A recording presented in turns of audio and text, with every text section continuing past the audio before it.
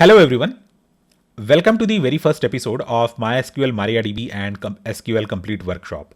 My name is Ashwin and I'm going to teach you in this entire workshop the basics of SQL, and this is a very comprehensive and detailed course where you are going to start from zero and then you are going to become a hero by the end of the course. So if you are not aware of SQL or if you have never programmed with SQL, this is the course that you should take very first in order to make yourself comfortable and acquainted with SQL.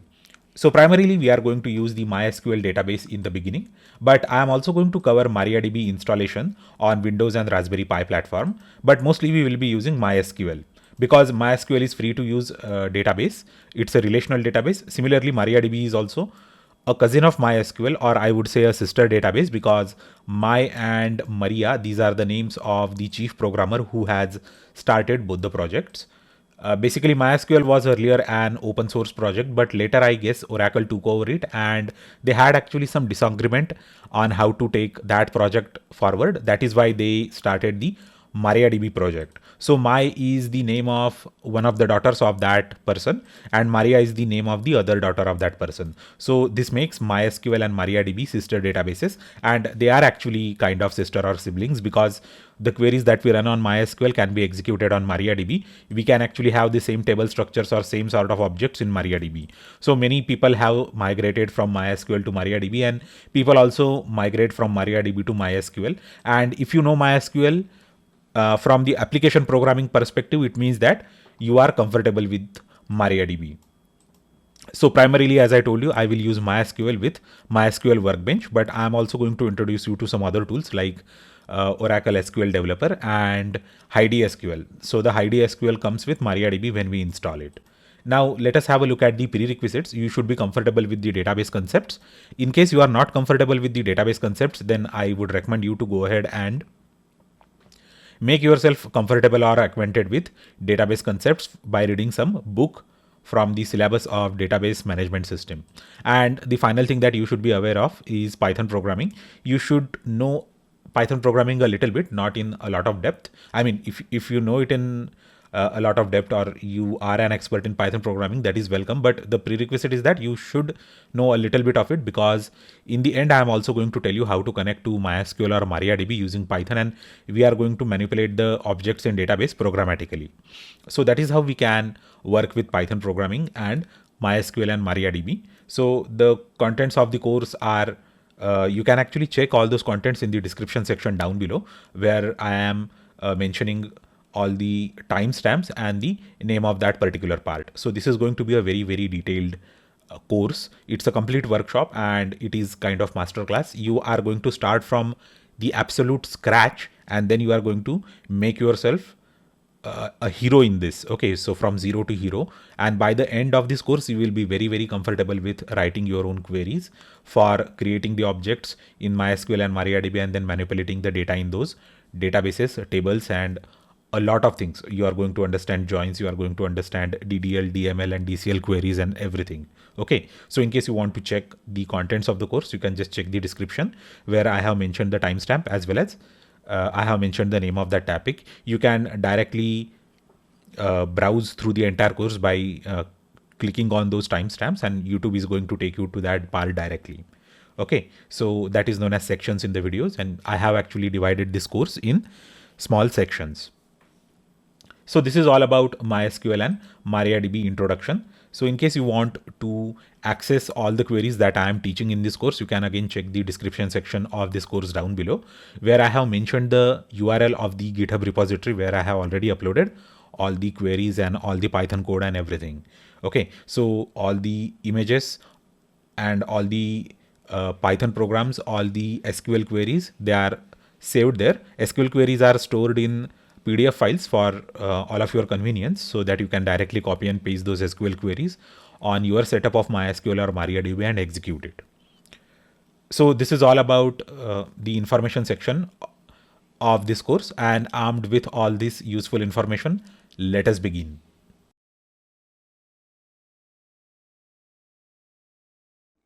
Hello everyone, how is it going? Welcome to this video tutorial. In this tutorial, we are going to install MySQL on Windows. So let us begin by checking the prerequisites for MySQL installation on Windows platform. So this link tells us about the prerequisites for Windows. So let us visit that link. Open your favorite browser and visit the link. So here there is a section for prerequisites. It says MySQL installer requires Microsoft.NET Framework 4.5.2 or later. If this version is not installed on the host computer, you can download it by visiting Microsoft website. So this is the link on the Microsoft website. I have mentioned this link in the PDF, which is downloadable. So visit that link and here you will find Microsoft.NET Framework 4.5.2 web installer for Windows Vista SP2 and all the other versions of Windows. So I'm downloading this. So let us check the executable file. Okay, it is extracting file and it says your installation will not occur. See for below reasons. So it says .NET Framework 4.5.2 or a later update is already installed on this computer. So it means that all the prerequisites for MySQL on Windows platform are already complete on my computer. So I'm not going to proceed any further with this installation. So actually the installation wizard is not allowing me to proceed any further because it has already detected .NET Framework 4.5.2 or later already installed on this computer. Now it is time for us to install the MySQL and related programs on this computer for our practice of MySQL. So go to MySQL homepage, mysql.com. That is the homepage. In case you are not able to find the homepage by yourself, just go to Google and type in MySQL. But mysql.com is a pretty much simple string to remember. So once you are at the homepage, you will find an entire website dedicated to the MySQL and the related products. You can read a lot of information about MySQL and how it is used for development in the real life projects and in the production environment. So let us go ahead and click the download button. It is going to take us to the download page. This is the download page. Here you can find the repositories for various distributions of Linuxes. And this is the yum repository for Red Hat, apt repositories for Debian, SUSE repositories for SUSE distro of Linux. We are more interested in Windows, so click Windows. Here we are in the download section for Windows. As you can see, this lists various products. So all the things mentioned here are products except this MySQL installer. MySQL installer is the product which installs all the other products. So all the other products can also be installed separately without installing MySQL installer. But MySQL installer happens to be the one-stop shop for installation of all the MySQL related products into your Windows computer. So just go ahead and click MySQL installer. And here you will find the information about MySQL installer. So just scroll down and here you will find two versions of MySQL installer. One version is the online version. It means that it will have the minimum, it will just download the setup wizard and it will connect to internet whenever it requires, whenever it is required to download any component, download and install any component on your system. Or there is a standalone installer. Its size is huge. It is 273.4 MB compared to the thin installer 15.9 MB. Okay, so I prefer to have all the products installed in the offline mode because I can even copy that file and give it to my friend or classmates. So I'm just gonna download this, and anyway we can freely distribute the installation file for MySQL because this is all the free software. So just click download. It is going to take you to this begin your download page, and here you can go to login section. This is going to redirect us to Oracle's web account single sign-on page. In case you don't have account, click on create account and it is going to show you a form. Fill up the form. Confirmation email will arrive in your inbox. Just click on the link and confirm your identity. Once it is confirmed, just sign in using username and password. Once you click sign in, it will automatically start the download. So once the download is complete, you will have an installable file like this. So I have already downloaded all the installable files in advance in order to save us the hassle and waiting period for the installation. Now, to begin the setup of MySQL and related products, double-click the file MySQL installer community 8.0.12.0. So basically this is a setup file. So let us double-click it and let us see what happens.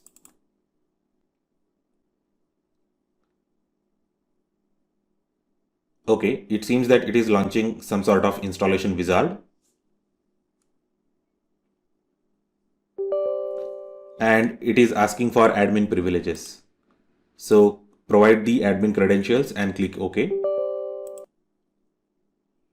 And it is launching a wizard for installation of MySQL. So the wizard is MySQL installer. So go ahead, accept the license agreement and click next. So here you will find various options for installation of MySQL and related products.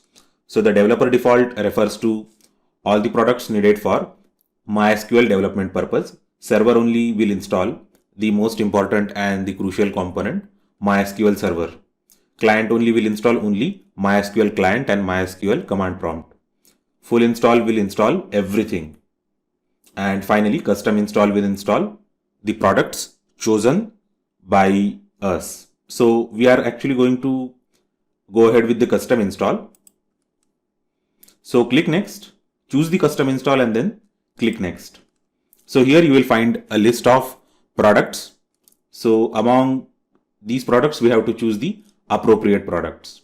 So go ahead and expand this MySQL servers and expand this MySQL server and choose this and click this green button. And in this, select everything. Make sure that you select everything here. Then in applications, select MySQL Workbench. And MySQL for Visual Studio is not required as of now. MySQL shell is required. And MySQL router is also not required. So we are going to skip this part. So we are done with the applications. So MySQL connectors, let us see what options are available here. So we are going to require MySQL connector for Java.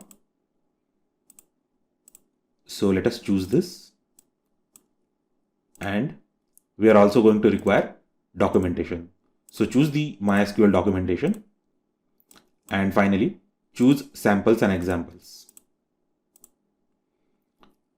Okay, so here is the fully expanded list of the stuff that we are going to install as a part of MySQL setup on this computer.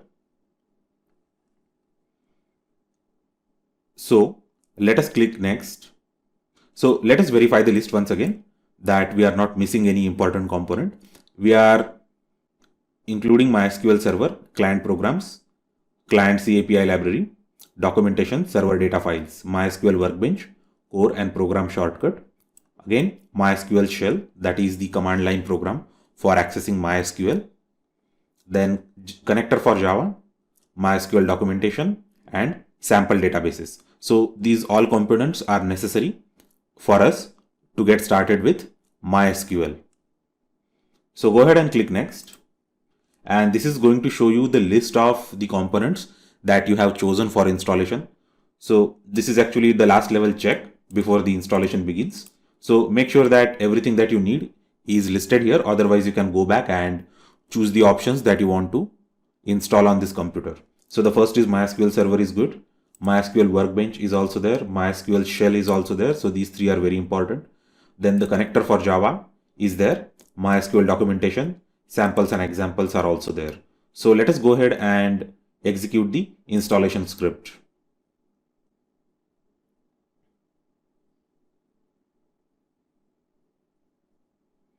So MySQL server installed without any problem.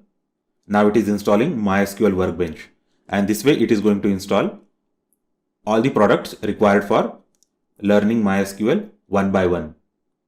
So you can even check here the details of installation. If you are a bit technical person, then you would like to see the logs.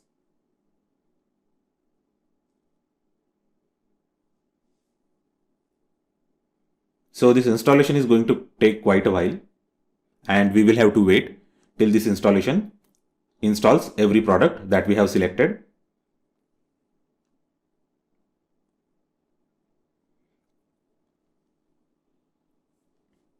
Okay, it seems that the MySQL installer has installed all the products that we were looking for to get started with MySQL. So let us go ahead and click next. And it says that we need to configure the products that we have installed. So it says we will now walk through a configuration wizard for each of the following products. You can cancel at any point if you wish to leave the wizard without configuring all the products. So let us go ahead and configure these products. So the first product that we need to configure is MySQL Server 8.0.12. And the second thing is samples and examples. So these are actually samples and example schemas that we need to install on our MySQL Server product that is installed. So before that, we need to configure MySQL Server. So let us click next and launch the configuration. Okay, so it seems to be a pretty big list of options that we need to configure. So the first thing is group replication. So it says standalone MySQL Server, classic MySQL Server replication, or sandbox InnoDB cluster setup. So these are a bit advanced options for beginner, but beginners should always stick with standalone MySQL Server because this is easier to use and manage. You won't find any problem. So the second option is for the people who are more comfortable with all these setup and technical stuff. So let us go ahead and use next. And these are the options for server configuration. Okay, so server configuration type, we have to choose the computer type.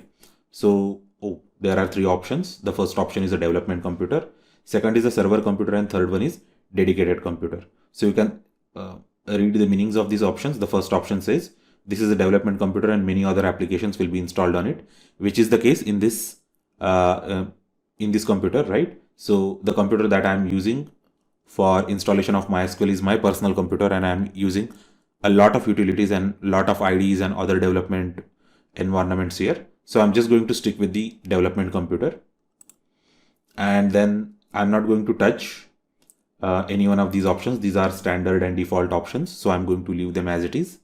So let us click next. So it says use strong password encryption for authentication, which is recommended, and use legacy authentication method to retain the compatibility with MySQL 5.x compatibility. Okay, so we are going to leave this also as it is, and we are going to go ahead with the recommended option. Let's click next. It says accounts and roles. So here it is prompting us for MySQL root password. Now this is very important thing that you need to note down. So open a notepad and note down the password that you want to key in. So I usually use test123 as the password for almost all of my technical stuff, which I used for training. So I'm just going to keep this password as it is. So it says the password strength is weak, but anyway, this is not some sort of production database. This is only a development database that we are using for training and learning purposes. So we are going to leave it as it is. So don't worry about, because I really don't have to worry about someone hacking into this database remotely, because I'm not going to store any sort of sensitive personal information in this database, or any sort of financial data or my account information in this. So here there is another option for adding the user. So you can go ahead and add the user if you want, but I would not recommend it because after a couple of sessions, I'm going to teach you how to create a user manually using the command prompt. So as of now, I would recommend you to leave this option as it is. So go ahead and click next. And here it is saying Windows service. Okay, so it says configure MySQL Server as a Windows service. And we also need to provide the Windows service details. So I'm just going to change the name of this Windows service and make it MySQL 01. So the Windows service, so let me explain actually something about this MySQL Windows service. So we are configuring now MySQL server, as you know, and MySQL server will be treated as a Windows service. Okay, so whenever your computer starts, it will automatically start a background process for MySQL server, and the name of that server process or that service should be MySQL 01, or you can set it up according to your own preferences, but I would always recommend to set it up something that you can identify or something that you can recognize. So I'm going to make sure that the name should be pretty much understandable to everyone who is going to use this computer for training purposes. So I'm just going to say MySQL 01, and I'm also going to keep this second option checked. So the second option says start the MySQL server at system startup. So we are good with this setup, and it says run the Windows service as standard system account. So I'm just going to keep everything as it is except the Windows service name that I have actually chosen according to my own taste and preferences. So I'm going to click next, and it is going to now apply configuration once I click the execute. So let us click execute and see what happens. So here it is writing the configuration file, which is successful. Updating Windows firewall rules, that is also successful. Adjusting Windows service, done. Initializing database, starting server, applying security settings, creating user accounts, updating start menu link. So everything is done successfully. You can even check the log. So this is the log. So in case there is any trouble in configuration step, you can just go ahead and check the log here. And here actually in the bottom it says the configuration of MySQL server 8.0.12 was successful. Click finish to continue. So you can always go ahead and check the log in case of any trouble. And if something is not executing properly, then you might actually have to relaunch the entire configuration wizard again. So just go ahead and click finish. Okay, so now here in the product configuration it says MySQL server 8.0.12. So against this we say configuration complete. Okay, so the configuration of the MySQL server is complete. Now we are supposed to configure samples and examples, and they are ready to configure. So I'm just going to click next. It says connect to server, and here are the compatible MySQL server instances installed in this computer. Please select the ones where the sample schemas and data will be created. So earlier I had actually set the password for root. I have saved that password for root here in the notepad. So let us copy the saved MySQL server root password from the notepad to the password box. Now the password has been copied. And we can even click the check button to see if the connection is successful. So here you can see the connection succeeded. That message is actually shown in the green status symbol. So basically we have to choose here the list of from the list of available MySQL server instances where we need to install all the examples and the sample database schemas. So obviously this MySQL installer program is going to recognize that there is a MySQL server process running on this computer now, and it is going to show that local process here in this box. Okay, so make sure that this option is checked and enter the password, paste the password if you have saved it in notepad, and click check. Once that is done, just go ahead and click next. Okay, so here this is the option for applying the configuration. So probably it has created few scripts in the background for installation of the sample schemas and databases on this MySQL server process. Okay, so and here there is a window for log. So I'm just going to go ahead and click the execute button and see what happens. So it is running the installation scripts now. It should succeed without any problem, and it seems that it has succeeded without any error. So the configuration for samples and examples 8.0.12 was successful. Click on finish to continue, and you can even check the log here. If there is anything which has gone awry, you can just go ahead and check the log and try to resolve that thing if anything is wrong. But I don't see the need for that because everything is done successfully, and I'm just going to go ahead and click finish. So now it says configuration complete for MySQL Server 8.0.12 and samples and examples 8.0.12. For that too, we have configuration complete. So if I just go ahead and click next, I have multiple options here. So I have options like the installation procedure has been completed and copy log to clipboard. So this is the message which says installation complete, and we can even copy the log to clipboard. So in case if any component is not installed properly, or if there is any error in the installation of any component here, you can just go ahead and copy the log into the clipboard, analyze that log.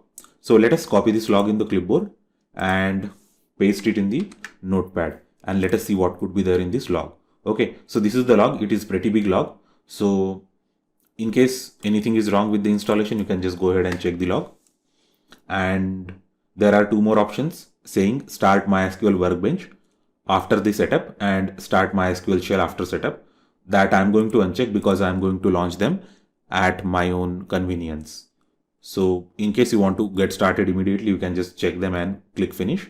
But I'm going to uncheck them because I have actually some other things to do before I get started with MySQL programming. So I'm just going to go click finish.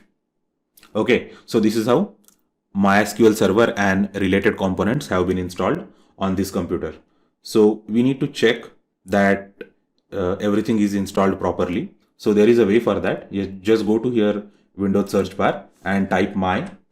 Okay, so whenever you are going to type my, it is going to check for anything related to MySQL. So just like type everything properly, type MySQL workbench. Okay, just type MySQL and you will find various options related to MySQL. So MySQL workbench also has been installed, which is nothing but a GUI or an IDE, integrated development environment, for all the developers who are using MySQL. Then we have MySQL installer community. So this is something like a package manager for MySQL. Then we have MySQL command line client, MySQL shell, and all the other things. So this actually tells us that MySQL has successfully been installed on this computer. So there is another way to verify that. So just click here in the on the Windows bar, okay, and from here you can just invoke the task manager. So once you invoke the task manager will always show you the list of processes running on this computer. So just maximize the task manager and you will find two sections. The first section is apps. Apps are the visible programs which are there here in this taskbar. And then there are background processes. Background processes are the background programs which are running. So many system utilities like antivirus and your firewall, all of these are background processes. So even our SQL or MySQL server process is a background process. And if you remember, we had actually explicitly named the instance of MySQL server process as MySQL 01. So let us try to search for that process here in the list of background processes. So see here, it is, if you click on any one of these processes and press the M key on your keyboard, it is going to take you to the list of processes whose name start from M. So here you can check for MySQL D. Okay. Yes. So here if you expand this one of the MySQL D processes, you will find MySQL 01 process is running. It is up and running successfully without any trouble. So it means that MySQL server is already running on this Windows computer. So basically this is how you install MySQL server and related products on any computer or any Windows computer. And in case you want to make any changes to the already existing installation of MySQL server, you can just go ahead and type here MySQL. It is going to show you the package manager for MySQL products and its utilities. Its name is MySQL installer. Okay, so if you just click this, it is going to launch the MySQL installer. Yeah, so this is the package manager. It is going to show you the list of all the installed MySQL products and utilities. and it is also going to show you a lot of details about it. It is going to show you the product home. Okay, so this is the web reference, and then it is going to show you the installation path. That is also important because we need to know in case we want to troubleshoot or debug that where that product has been installed. Then we have MySQL Workbench, and this is the path at which it is installed, and this is the web URL where that project is maintained and where you can find additional information about that project. So MySQL shell and connector J, this is also important because we are going to use this path later during the setup of or during the establishing the connection of MySQL with SQL developer. And then MySQL documentation, the path where the documentation is installed, and the path for samples and examples. Here, if you want to add any product, just go ahead and click add. If you want to reconfigure the samples and examples or MySQL server, just click reconfigure and it will launch the appropriate wizards to reconfigure or configure that particular product. You can even go ahead and upgrade that product, or in case you want to remove anything that you deem not worthy of being on this computer, just go ahead and click remove. So this is how we can use the MySQL installer program for managing the MySQL server and related products. So let's close this. So in this video tutorial, we have learned how to install the prerequisites required for MySQL, how to download and install MySQL and related products with MySQL installer. Hello guys, welcome to this episode. In this episode, we are going to learn how to upgrade MySQL installation on a Windows platform. So I'm freshly recording this part of the episode. This is because I had installed MySQL on this system a long time ago, and MySQL community must have updated all the processes that are involved with MySQL. So let us go ahead and understand how to upgrade MySQL server and all the components of MySQL ecosystem installed on Windows computer. So go to the Windows search bar and type in MySQL installer. So if I click on this app, this is automatically installed at the time of installation of MySQL. So if I click on this option, it is going to launch that MySQL installer. And there we can see the list of all the softwares or all the components of our MySQL ecosystem that is ready for upgrade. So this is the list. Wherever we can see this yellow signal, we can upgrade that. Okay. So I'm going to upgrade everything one by one. And it seems that we can actually upgrade almost everything in a single go. I'm going to go ahead and click next now. So I have made sure that everything is to be upgraded. So the installed component is 8.0.19 and it is going to be upgraded to 8.0.27. So I think that there are 8 minor revisions it is going to upgrade to. Okay. And let us go ahead and click next. And it is showing us that it is ready to download. And if I click execute, it is going to start downloading all those components and it is going to start upgrading it. Okay. So it is downloading now. I have got pretty fast internet. So all the download time depends on the internet speed. So faster internet you have, it is going to download it in less time. I guess the heaviest component is MySQL server. So it is going to take a lot of time to download it. And first it is going to execute all these other threads. So I'm going to stop recording and I'm going to resume the recording from the point. It is going to show the status of all the components to downloaded.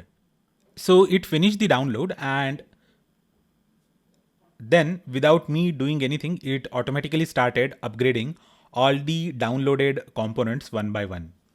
So once the download finishes, it will actually show this upgrading status to all the packages one by one. And whatever upgrade is finished, it is going to show us that the status is complete. So here you can see all the statuses.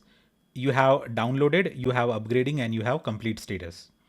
So the bigger chunks of the software like shell, workbench, and server.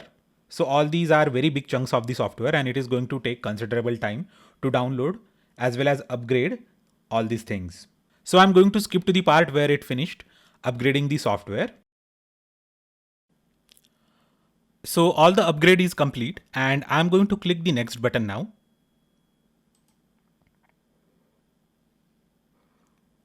Okay, so it is telling me that both the things are ready to configure.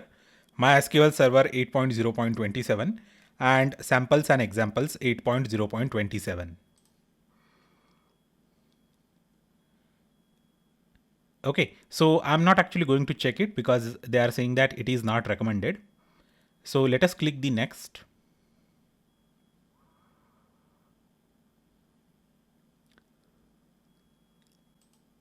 Okay, so it is going to perform these two actions, and we can see the log here in the logs tab.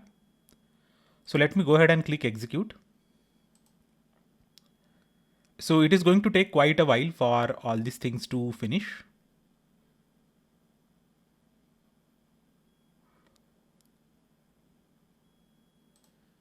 And I'm going to skip again this part, and I'm going to again start recording from where it is going to finish all the upgrade.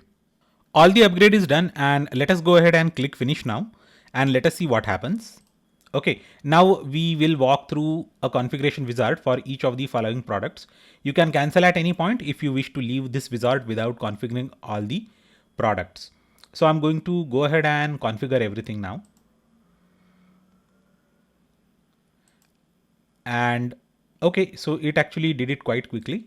We can check the log, and I'm going to click finish now.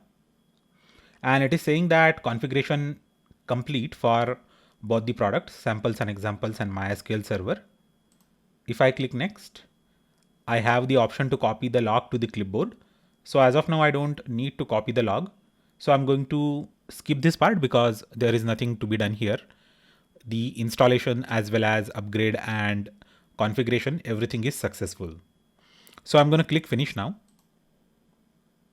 And here we have everything. Okay, we have samples and examples, we have MySQL router, and we have MySQL server. These three products can be reconfigured, and we can check the version history of MySQL server. So I will just type in here MySQL server version history, and we can see which one is the latest one. Okay, so here we have the version history, release history. Okay, yeah, so the latest minor version is 8.0.27, which we have upgraded our product to. Okay, so it is the latest release as of 2021-10-19, that is 19th of October 2021.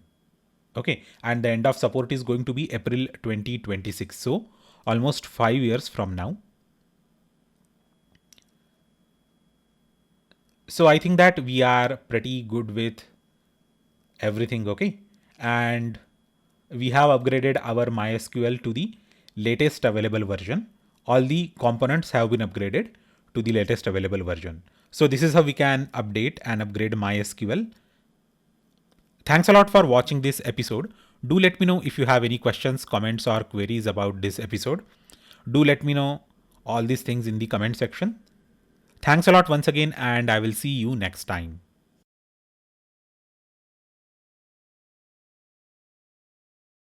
Hello everyone, welcome to this video lecture. In this video lecture, we are going to get started with MySQL.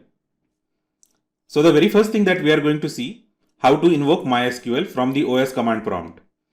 In order to do that, go to the search bar and type cmd. And here type MySQL. Here it says MySQL is not recognized as an internal or external command or operable program or a batch file. So this means that the path variable does not have the directory entry for MySQL executable. So let us close this command prompt and try to locate the MySQL binary executable. So let us open the C:, and program files. In program files, we can find the directory for MySQL and MySQL Server 8.0. So in this directory, there is a folder known as bin. Okay, bin stands for binary. So this will contain all the binaries for MySQL. So again, I am repeating, go to the C:, go to program files, go to MySQL, and then go to MySQL Server 8.0. Then go to bin, and here you will find the binary for MySQL. So just copy this path, and let us set this path in the system variable. So go to my computer and right click on that and select the properties. Here go to advanced system settings and go to environment variables. Now here in the path variable, we need to add the entry for MySQL. So paste the copied string. That string is nothing but the directory path for MySQL binary executable. So once you paste that, just click OK and click OK again. Click OK here too and close the window. Now go to CMD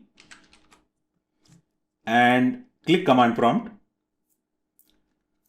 Here type MySQL.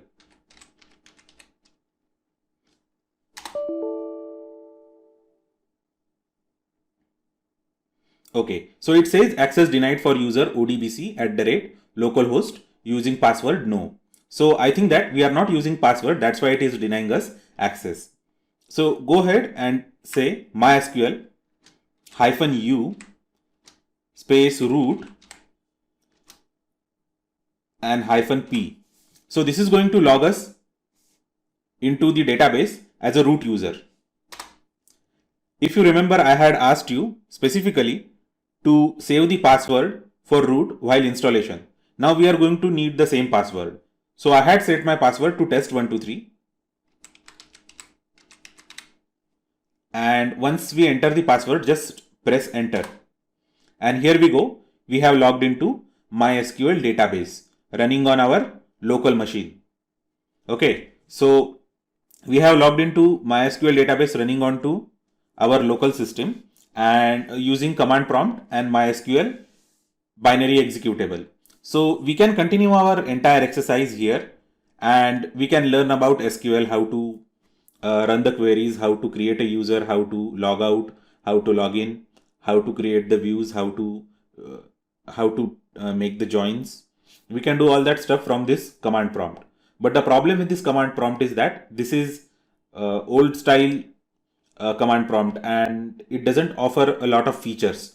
You can just do very basic, you can run all the queries, but the thing is that this is not very user friendly.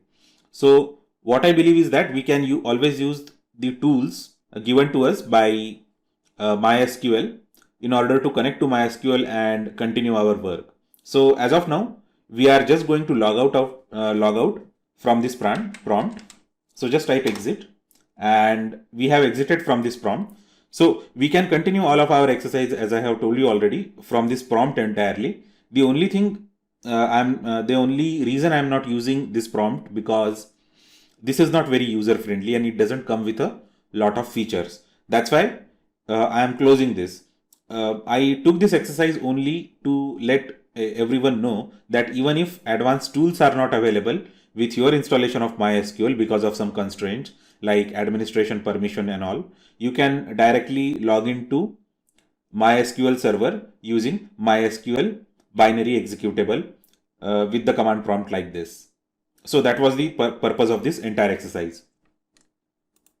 So let us try to check what is the second item in the list. Okay, the second item in the list is getting familiarized with SQL Workbench. So I already told you MySQL is a command line utility and it doesn't have many features. It is not very user friendly. So MySQL comes with the complete MySQL installation comes with SQL Workbench. It is a very nice utility. It is very user friendly. So let us try to open that utility. So go to the search bar and type MySQL Workbench. Okay, so this is MySQL Workbench I'm sorry, I have mentioned here only SQL Workbench. It has to be MySQL Workbench. So this is the window for MySQL Workbench. Okay, so let us maximize this window and see what is there. See, this is the interface of MySQL Workbench, and here it is automatically able to detect that the local instance is MySQL 01 and the user, okay, the root user. So it has already configured a connection for us automatically without doing anything. So let us click on this connection and see what happens. Okay, so it is prompting us for the root password. So let us provide it the password for root. So if you remember the password for root, just enter the password and click OK. Okay, so this is the SQL interface for MySQL using SQL Workbench. So let us try to practice very simple queries. The first simple query is show database. So this query is going to show us all the databases available on your instance. So let us see how to execute this. Okay, so it is showing us that 6 rows returned. Okay, so this is the output of the action. It says the action was show databases and message was 6 rows returned, and how much time it took to fetch the data from your database. And here we can see that there are totally 6 databases. So if you have worked with any other relational database product like Oracle, then you might be getting a lot of confusion while looking at this thing that show databases, like how can there be multiple databases on a single instance. So let us try to clear our concept or understanding related to MySQL databases and schema and etc. So in MySQL there is an instance. Okay, instance. The name of our instance is MySQL 01. If you remember that we had assigned this name to our instance while installing MySQL on this computer. Okay, an instance can have multiple databases. And all the databases are also known as schemas. Okay, so here it says information schema, but it is listed under the tab databases. Correct. So in MySQL, a schema equals to a database. So this is kind of strange for people who have habit of working with Oracle, because in Oracle, database is a collection of various schemas. Okay, so in Oracle, database is a collection of schemas, and schemas are collection of objects. But here in MySQL, each schema is a database. So whenever you say show databases, it is going to show you all the databases or schemas. So schemas and database is one and the same thing for MySQL. Keep that in mind for now. And in MySQL, there are users and there are privileges. So users have privileges over the databases or schemas. So suppose you create a user. So as of now, we have just one user, root. So root user has got all the privileges on all the schemas or all the databases in the instance MySQL 01. So understand, root has got all the privileges for the instance MySQL 01. So it is actually kind of difficult and confusing, but just remember that every database is a schema itself and there are users. So users are authorized to access various schemas based on the privileges. So as we go forward in this course and get our hands on more into this schemas, databases, and privileges, the things will be pretty much clear to you. But as of now, just remember that users will be able to access the databases or schemas based on the privileges that they have. So root is the root instance for everything, and it has got all the privileges. It is something like super user kind of stuff. Okay. So always keep your root passwords secured. Now we are going to create a new user. So the query for creating a new user is create user, test user in quotes, @localhost identified by test123. So this is the query for creating a new user. I'm going to run this query and see the output. Okay. So it says create user, test user, localhost identified by test123, 0 rows affected, and the query was successful. That's why it is showing the green symbol to us. And only creating user is not enough. We should be able to access various schemas or databases using that user. So I should give that user the privileges to access this stuff. Okay. So I'm just going to copy this and run this. Okay. So this query is grant all privileges on star.star to test user @localhost. So star.star means all databases and all schemas and all the objects. So this test user will have all the permissions, the same permissions as root user. Okay. So let's go ahead and execute this query. Okay. So this query has been executed successfully because it is showing the green symbol to us. So we have executed the queries that we wanted to execute for creating a new user. We also assigned it a new password, and we also assigned it all the privileges. So now this user, test user, is able to access every object in every schema or every database here on the instance MySQL 01. So let us try to practice a few things. So let us go ahead and disconnect this connection and let's close this instance. Okay, we have exited from the workbench worksheet. So let us create a new connection because we have just created a new user. The name of that user is test user and the password is test123. So we are going to create a new connection corresponding to the new user. So just click here and here let's say connection name. Let's say connection name is test user underscore MySQL 01 and the username is test user. Fine. And the password is okay. So we are not going to have any password. We are not going to enter in password. We are just going to test the connection. So let us test the connection. Type TEST123 as the password. That is what the password was when we created it. So let us click it. Okay. So it says successfully made the MySQL connection. Information related to this connection is host is the local host, port is this, user is test user. So we are just going to say okay and we are going to say okay. So it should create a new user, and whenever we are going to double click this, it should take us to the new it is going to open a new window for our user. So this is the user, and let's try to see all the databases by typing the query show databases.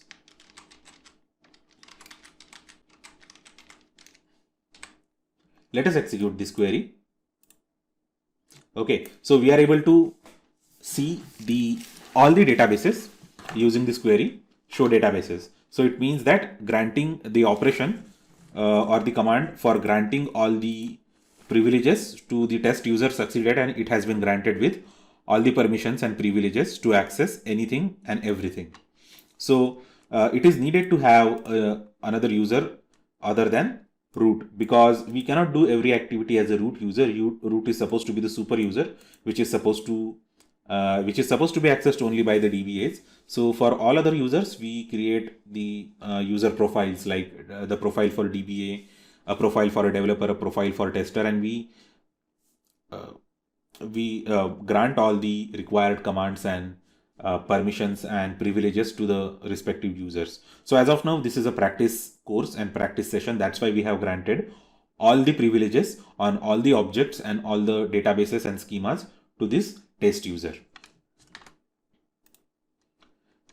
Now, there are 6 databases here, and out of that, this database world and Sakila, these two databases or these two schemas seem to be the sample schemas that we installed while installing the MySQL server on this Windows computer. So let us try to log into these databases. So whenever I want to use any database, I'm just going to use the command or query use world.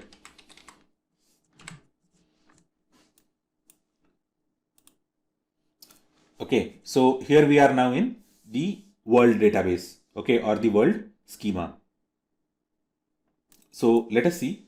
See in the world schema, so now if you log into the world schema, so here there is the schema browser. Okay, now the schema browser will expand for that particular schema or database when we are going to use that particular schema or database. So here is the list of tables.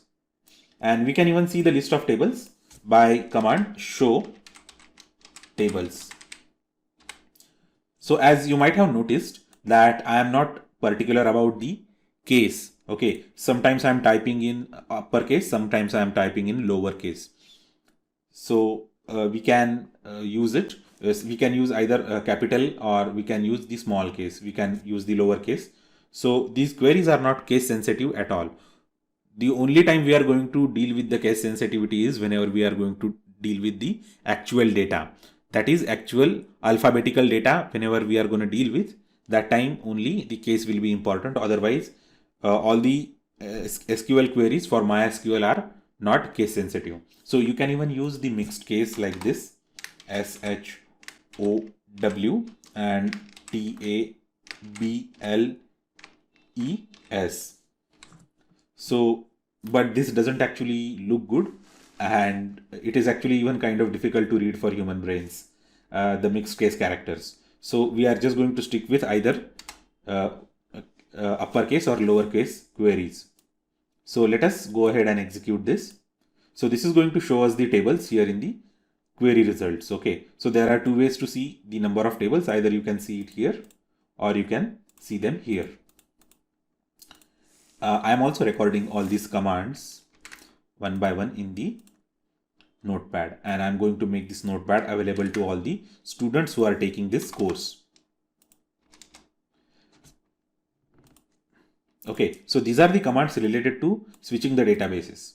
So if you are in the world database, then you definitely switch to some other database using the use command or the use query use Sakila. So this is going to switch us to Sakila database. We are now in Sakila database, and as you can see, Sakila database has got a lot of tables and views and all. So we can just run this query show tables again, and it is going to show us the list of tables. Okay, and now we are going to use the world database itself because it has got less number of tables and it will be easy for us to work with less number of tables when we are just getting started with learning the SQL. Now there are three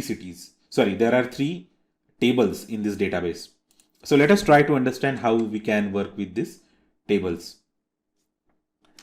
So the simple most SQL command is select star from city. This is going to select all the rows and all the columns from the table city.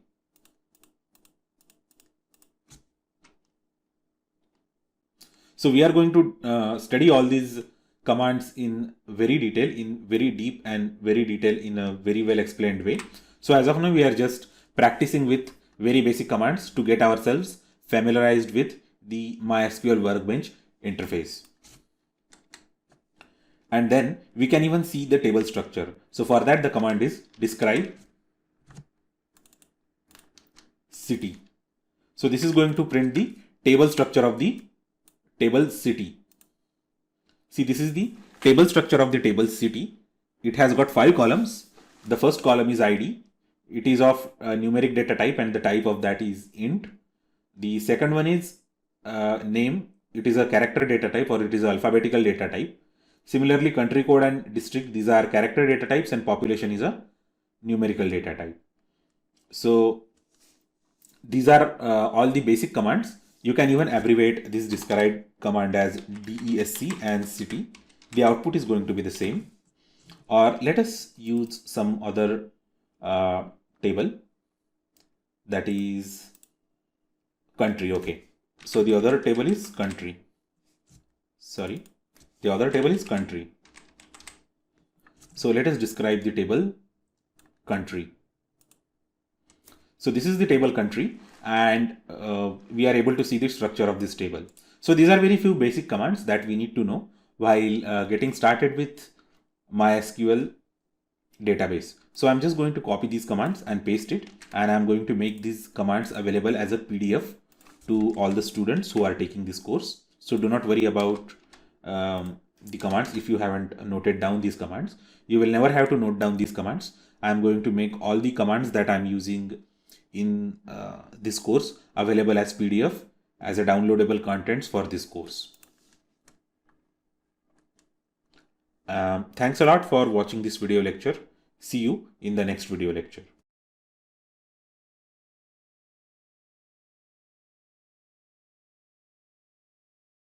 Hello everyone. Welcome to another video tutorial on SQL. In this video tutorial, we are going to have a look at how to install Oracle SQL Developer on your Windows computer. So to get started, copy this URL and paste it in your browser. Alternatively, you can just type in Oracle SQL Developer in your Google search box and select the first URL that is in the result set. So here you have the download section. Similarly, from the URL that I have provided, you can just go to the download section by clicking this download link. It is going to take us to the same page ultimately. So finding the download page for Oracle SQL Developer is not a problem. Just either use the link that I have provided in the video or search it in Google. So let's close one of the windows. So once you are at this page, you need to accept the license agreement in order to download the required stuff. So click accept license agreement, and here we have multiple installable files. So here we have Windows 64-bit with JDK 9 included. So if you click installation notes, it says these are the installation notes of Windows 64-bit with JDK 9 included. It says that this archive includes both SQL Developer and an embedded copy of Java 9 Development Kit JDK. Simply extract the zip to a fresh directory and then run sqldeveloper.exe in the topmost directory. The exe is configured to run the embedded JDK. So it seems that to execute SQL Developer, we need a working version of JDK installed on your system. So I guess the minimum requirement for this version of SQL Developer is this version of SQL Developer is SQL Developer 18.2, and for that we need minimum JDK 8. Okay, because here in all the other installable files we can see that JDK 8 is required, and now there is a JDK for there is a installable file for Windows 32 or 64-bit without JDK 9. So if you are going to download this, you will need to install at least the JDK 8 on your system. So if you have already installed JDK 9 on your system, then you can just go ahead, JDK 8 or JDK 9 on your system, you can just go ahead and download this installation.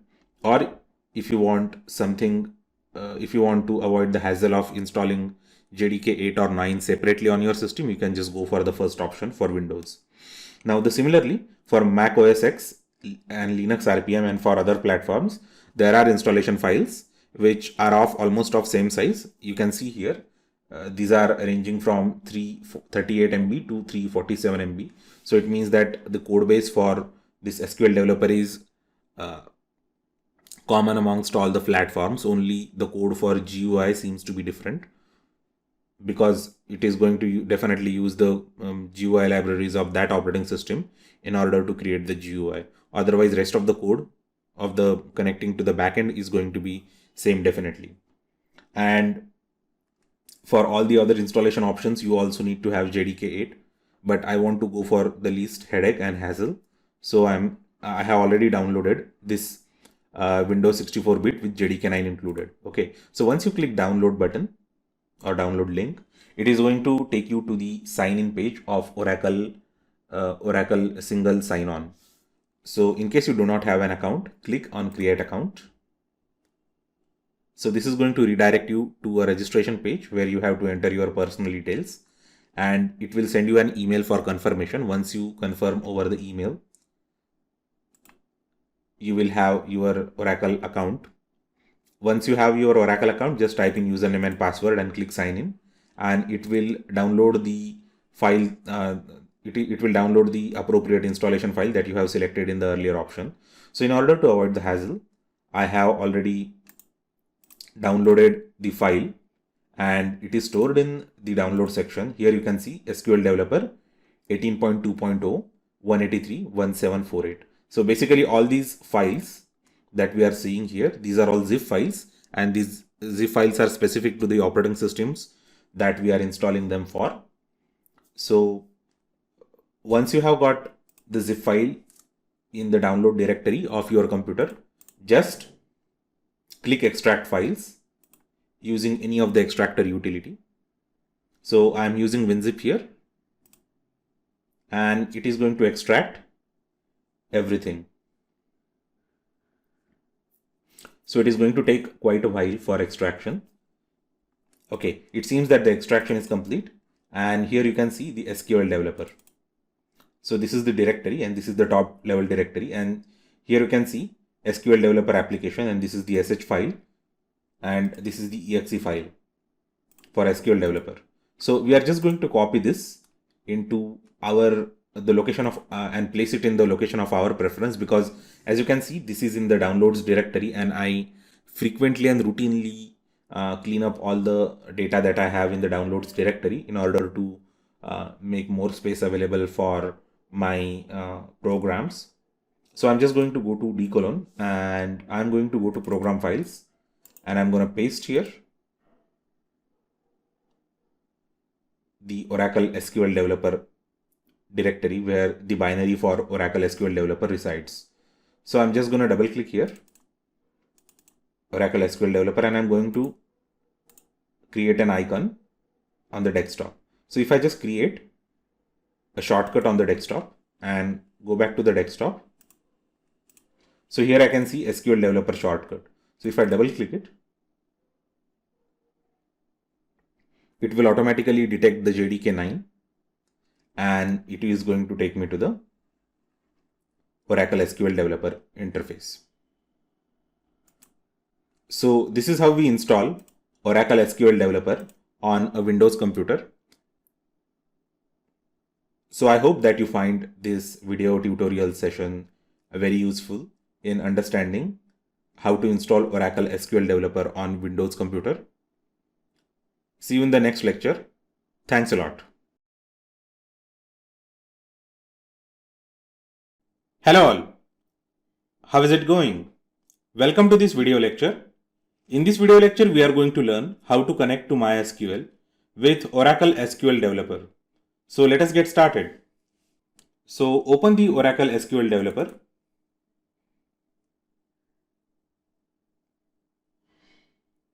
And click on create new connection. Here, as you can see, that there is no option for creating a MySQL connection. So we need to make sure that the option for creating a new MySQL connection is enabled. So that can be done by using connection.jar file. If you remember, at the time of installation of MySQL on Windows, we had selected connection/j for installation, and it has been installed automatically onto our Windows computer. So first of all, we need to find out the location where it has been installed. So that is quite easy. Go to MySQL installer, click on the search bar in the Windows and type MySQL installer. So this is the utility which manages all the MySQL and related products. So it is going to ask you for admin permission. So this is the window where we can see all the installed MySQL products. So connector/j is already installed, and as you can see, it is even telling us the location where it has been installed. So go to C:\program files MySQL. So let us go to C:\program files x86 and MySQL directory.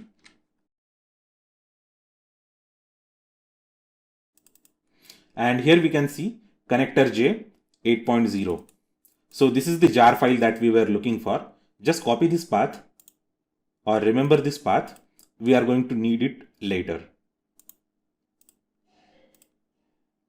So let us go back to SQL Developer.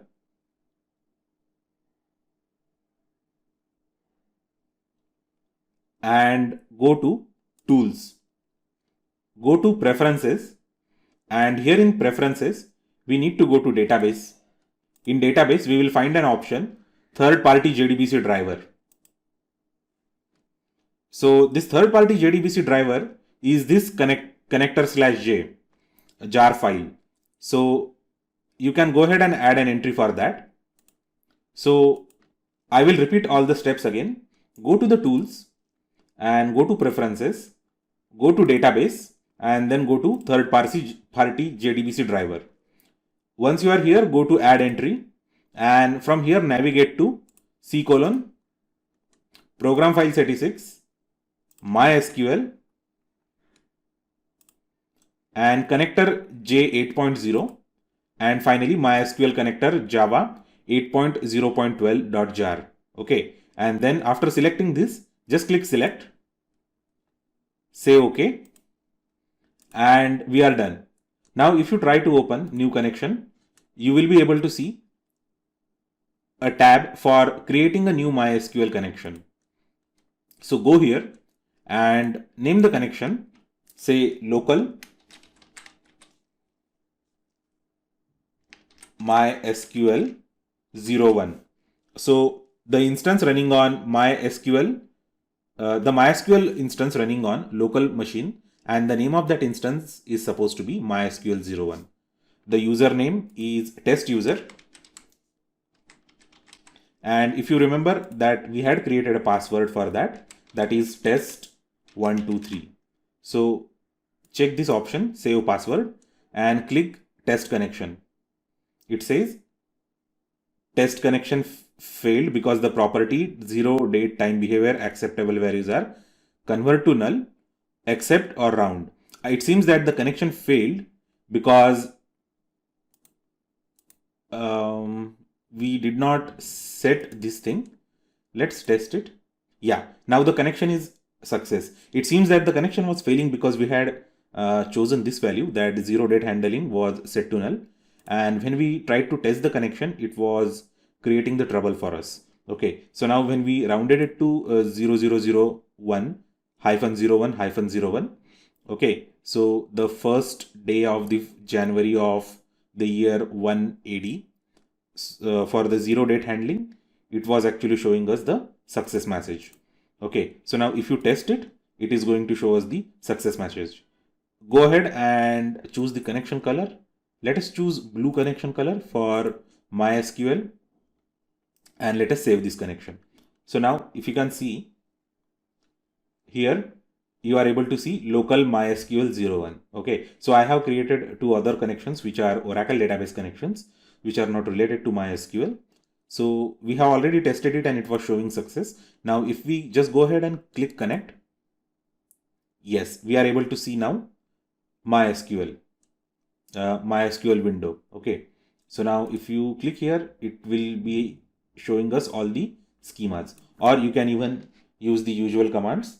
You can just type show databases, and it is going to show you the list of all the databases available in your schema. or it will show you the list of all the databases or schemas available in the instance. So as you can see here, information schema, MySQL, performance schema, Sakila, Sys, and World. So out of these, Sakila and World are the sample databases or sample schemas, and we can just use this MySQL developer for creating and running the queries, just as we are using MySQL Workbench for our MySQL's SQL practice.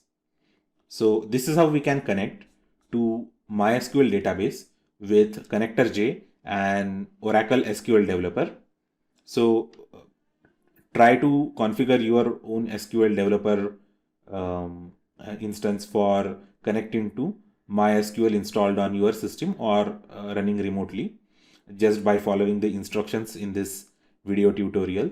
Thanks a lot for watching this tutorial. I hope that you found this tutorial useful.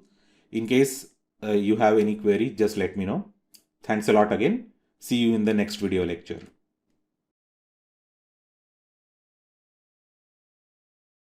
Hello everyone. This is Ashwin again.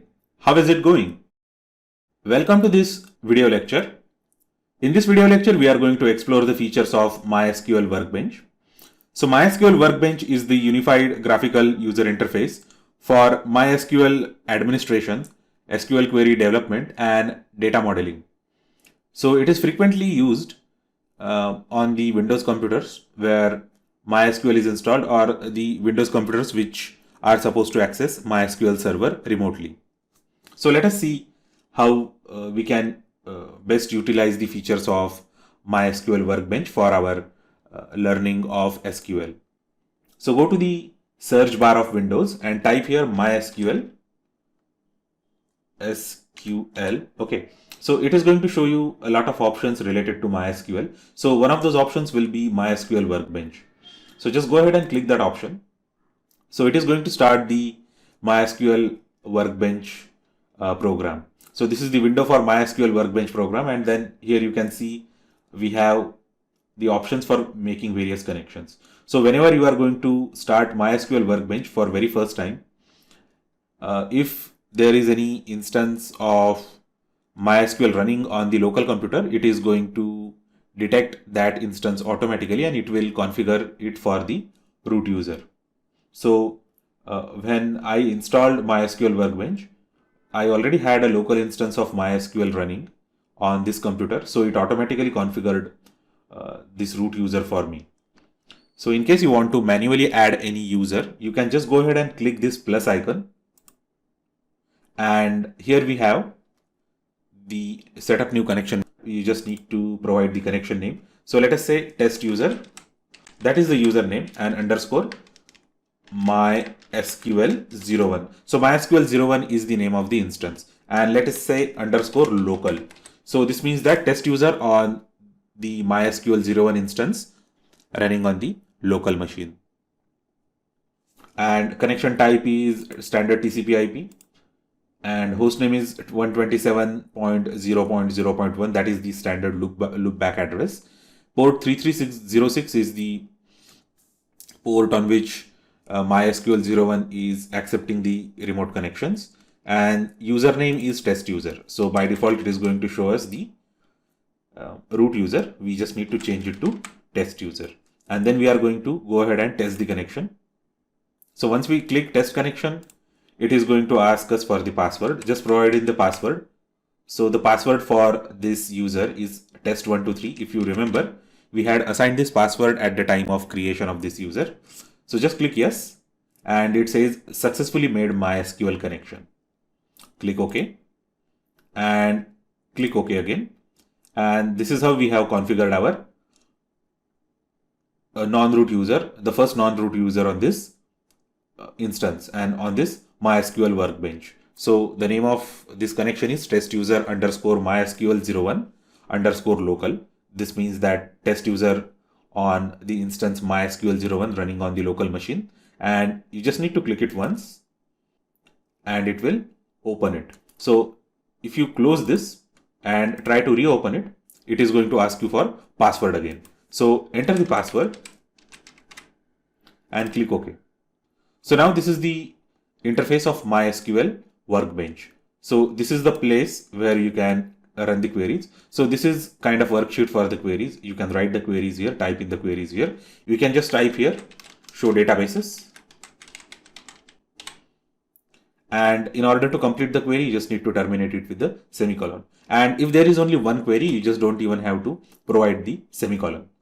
So once you have the query on this worksheet, you can just go ahead and execute the query. So there are two ways we can execute the query. You can execute the selected portion or of the script or everything if there is no selection. So all this essentially means is that if you have selected a query and run this and press this button, it is going to execute only the part that you have selected. Otherwise, it is going to run all the queries in the entire worksheet. Even if there is an error, an syntax error in the query, it is going to try to execute the entire worksheet. And the second button is for execute the statements under the keyboard cursor. So it means that it will execute the query which is under the current keyboard cursor. So we are not going to deal with this button much. So we are just going to run the query using this button. Okay. So let us see how to execute this query. So as of now, I have only single query here. So even if I press this button, it is going to run this query without any problem because there is only one query. There are no multiple queries, so it doesn't get confused. And it has executed the query. So this is the action output window where you can see the output of execution of any query. And then there is a list of databases. This is the output of the current query. And here, this is the schema browser. Okay, so as I have already told you, schema and databases mean one and the same thing in MySQL. So these are various windows of these are various tabs of MySQL Workbench. So let me repeat again. This is for writing query. So this is known as worksheet. This is the output window. This is the action output. So it shows the output of it shows whether the query that we tried to execute ran successfully or not. And this is the schema browser. So as far as development work goes, these are four most important windows in the MySQL Workbench. So let us try to type multiple queries. Then second query is use Sakila. So now it is showing us the error because the first query was not terminated properly. So let us terminate the first query properly and the error will be gone. So in case you have multiple queries in the worksheet, it is better to terminate the queries with semicolon. Okay, so the query has been terminated with semicolon again. And as you can see, it shows the entire worksheet as entire worksheet. Okay, and now we are going to go ahead and clear the action output window. So the way to do that is you just right click on the output, any of the output if there are multiple outputs, and just click clear. So now the action output window got clear. Now we are going to execute the entire worksheet in a single go. So just click this lightning symbol. It means execute or run. So as you can see here, there are two green bubbles. So the first green bubble corresponds to the successful execution of the query show databases, and the last green bubble corresponds to the successful execution of the query use Sakila. Okay, so as you can see, only the first query returns output and the second query does not return any output. That's why this window always shows the output of the last query. So the last query which gave the output was the query show databases. That's why we can see here only one output. So if I execute that select, so let's see what tables are available. So you can even explore the list of tables in any database or schema by clicking by collapsing this list of tables. So I'm just going to type, the query select star from actor.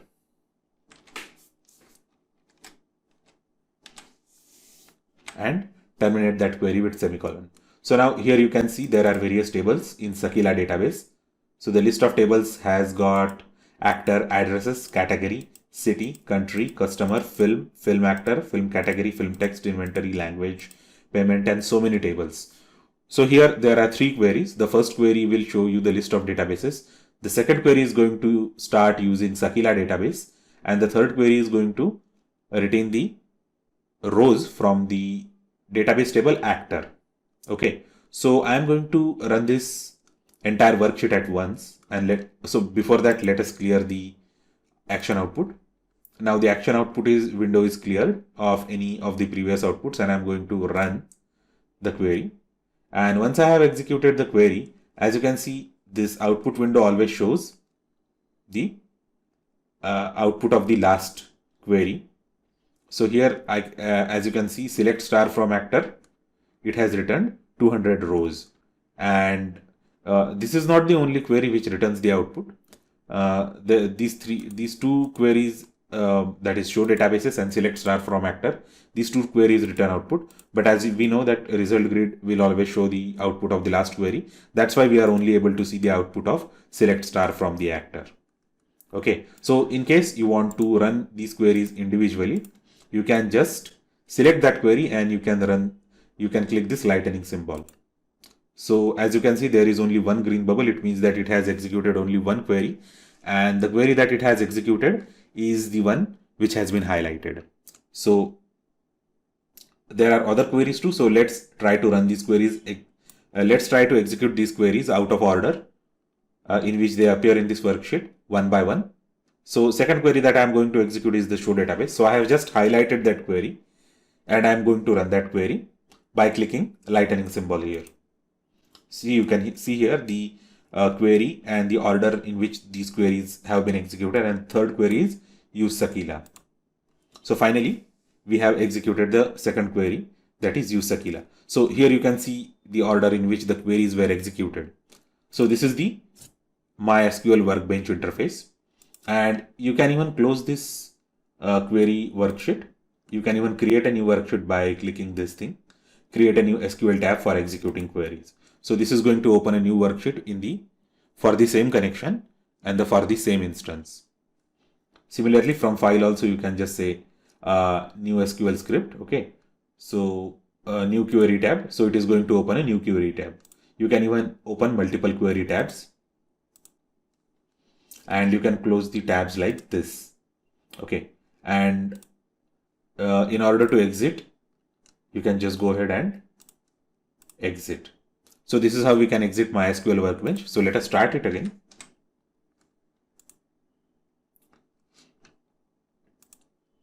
And just connect to this database and to this user again. See, we are connected to the user again. So in case you want to close this entire connection and without closing MySQL Workbench, so here you can see the tab corresponding to this particular connection and particular user. Just go ahead and close this tab. Once you close this tab, you will again be able to see the list of all the connections available. So just click any one of the connections in order to get connected again. So as we had already closed the connection for test user, it has already ended the session and it hasn't saved password anywhere. So it is asking us for the password again. Type in the password test123 and here we go. So this is how we can connect to a particular instance using a user, and how we can log out of that instance, how we can log out that user from the instance. So this is the way we can use MySQL Workbench for development purpose. You can just type in the query and you can select the query that you want to execute, or you can execute the entire worksheet. Let us try to explore some more options. So here there are options for management. So if you click here, so it is going to show you the status of the servers which is connected to which you are connected. So it shows the number of active connections, so InnoDB buffer usage, and the traffic in terms of kilobytes per second. You can even see the client connections and users and privileges. There are so many other options. You can even check for startup and shutdown, and you can even see the server logs. You can even see the dashboard, performance dashboard. So open cache, SQL statement executed and all. This is all These all options are for database administrators, the people who are going to administer the MySQL database and MySQL server side of that database. So you can close this window by just clicking this close button.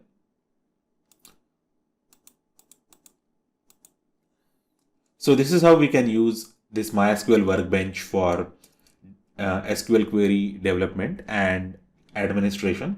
So basically, database administration is a vast topic and it is out of the scope of this particular training. So I am not going to cover that.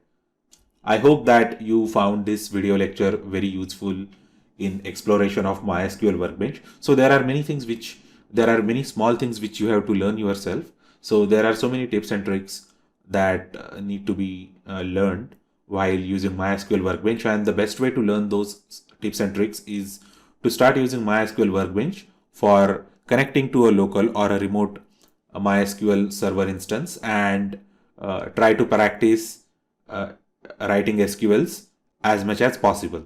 So thanks a lot for watching this lecture. Do let me know if you have any queries or comments.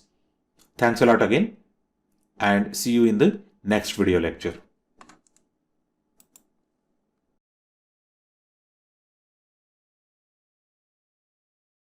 Hey guys, welcome to this video lecture. In this lecture, we are going to see how to install employees database. So when we install MySQL, a database known as Sakila is installed by default.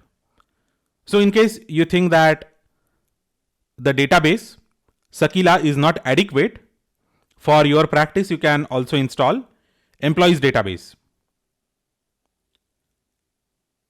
So let us see how to do that. So for that, we need to invoke the SQL from the command line. So I'm going to go to the command prompt of Windows and I'm going to say MySQL, and it says MySQL is not recognized as an internal or external command. So I'm going to close this window. I'm going to go to the desktop and here I'm going to say this PC, properties, and advanced system settings, and environment variables, and here on path, just double click. So we need to add this particular path to the path variable. So I'm just going to say new and I'm going to paste it here. I'm going to say OK and OK. So I'm copying and pasting this path because this is where my SQL installation on this computer is. So if I go to this place, you will be able to see the binary executable MySQL. Now if I open the command prompt again,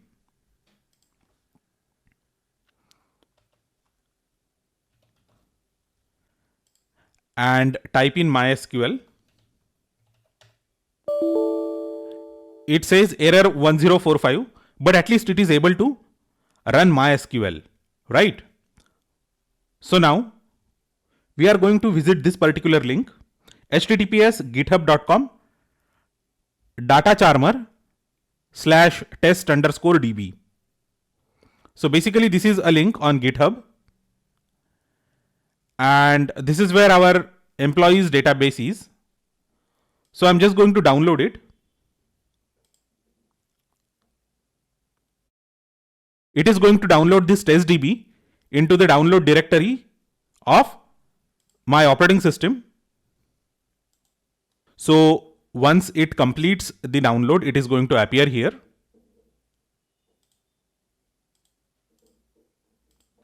So this is the testdb master. I'm just going to extract it here.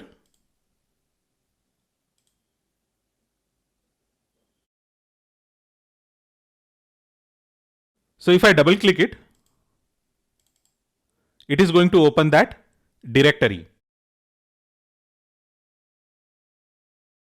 So I'm just going to copy the path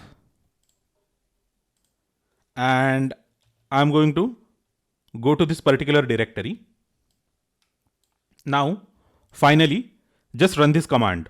So MySQL space -uroot space -p less than sign and employees.sql. So this employees.sql is here. Okay, so I'm just going to copy this entire command as it is and run it on the command prompt. So it is asking us to enter the password. So I hope that you have noted down the password that we used while setting up the database. And it is going to start the installation process. It will basically run all the scripts within that employees.sql, and then it is going to install the employees database. Basically, it is going to create the database table structures, and then it is going to load the data. So it is going to take quite a while before it could finish the installation. So I'm just going to skip this part. So let us check the status of installation, and it seems that the installation has concluded successfully. Now there are various ways to verify if it has installed successfully. So we can just go to that GitHub and you will find a lot of instructions to verify the installation. So we can just copy this query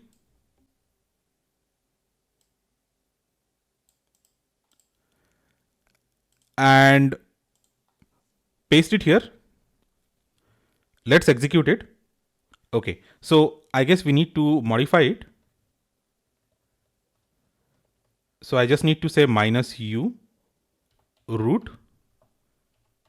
-p, and here we have to enter the password, and it is going to start testing the installation.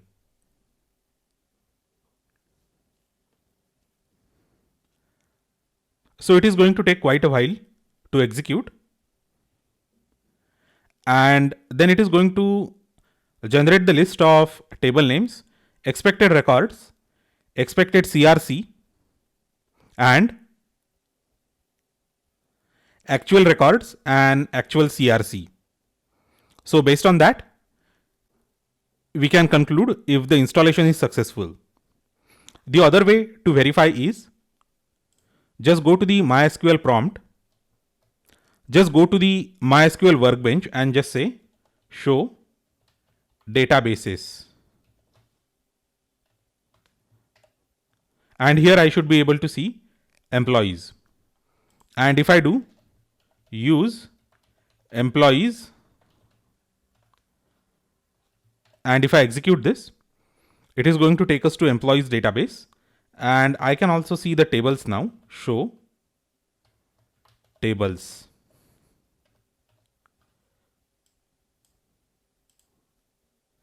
So this is the list of tables in employees database. So let us go to the command prompt now and see what happened. Okay, so it says records match and CRC match. So it says okay, and okay for everything, for all the tables. And it seems that it took 42 seconds for checking the CRC and count. So this is how we can verify if installation is successful. So in case you are wondering where you can get all these commands, don't worry about it. I'm going to make this PDF available for download for this lecture. So this is how we can install and verify the installation of employees database with MySQL. So do let me know if you have any questions, queries or comments about this video lecture. Thanks a lot once again, and I will see you next time.